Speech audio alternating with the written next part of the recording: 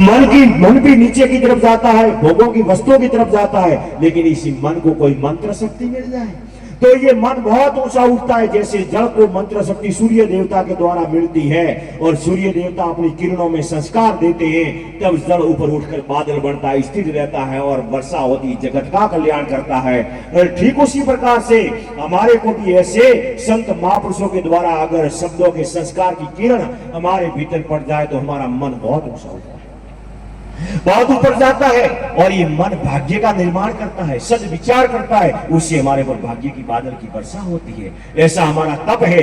तन से हमें देश काल और परिस्थितियों के अनुसार सेवा करनी चाहिए। तन से आंतरिक शुद्धि, बाहरी शुद्धि, और बाहरी शुद्धि तन की, आंतरिक शुद्धि हमारे मन की, ये दोनों शुद्ध होने से हमारी बुद्धि शुद्ध होती है। सेवा करनी है।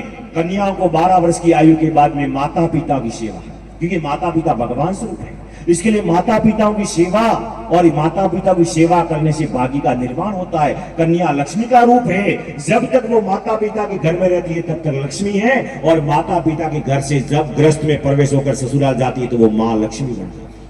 माँ लक्ष्मी अपना अपना धर्म में जो धारण किया है उसको स्वीकार करके उस धर्म में सदा स्थिर रहना। श्रेयान सब धर्मो, मतलब अपना धर्म दूसरों के धर्म से भी श्रेष्ठ है। तो हमारा धर्म क्या है? सनातन है, वो एक समुद्र के जैसा है, लहरें उठती है, एक नित्य धर्म है। तो ऐसे ही हमारा धर्म, हम उस सनातन परमात्मा के भीतर से एक उठे हुए अंश, एक लहर। तो हमने कन्या का शरीर धारण किया तो कन्या को यह स्वीकार करना है कि मैं मेरे पिता के घर में अवतरित हुई एक लक्ष्मी हूँ। मूल मेहनती जो भी जिनकी उनकी पदवी दे उतनी कम है। भाग्यवंती परमा स्टेज तक पहुंचा के लोगों को लाभान्वित कराने में पूरा सहयोग दिया है।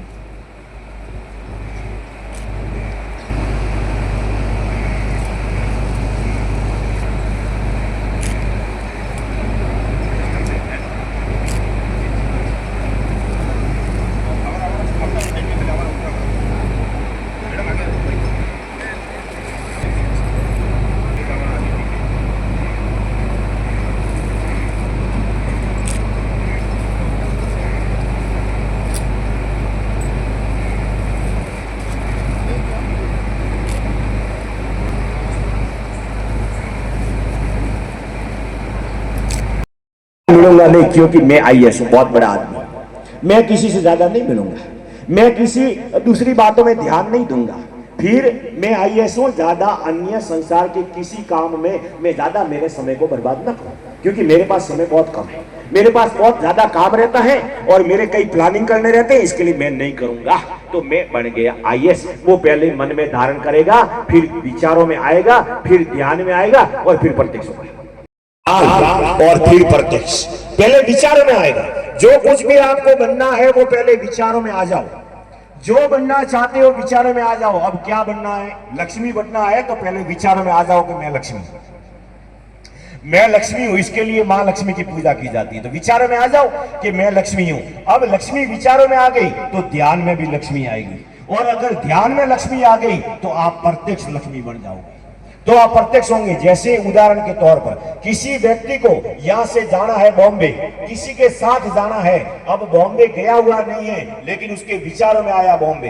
किसके साथ जाऊंगा? कि उस व्यक्ति के साथ, उस सेठ के साथ। सेठ के साथ जाऊंगा तो वो सेठ विचारों में आया, फिर वो सेठ सामने आया, प्रत्यक्ष हुआ।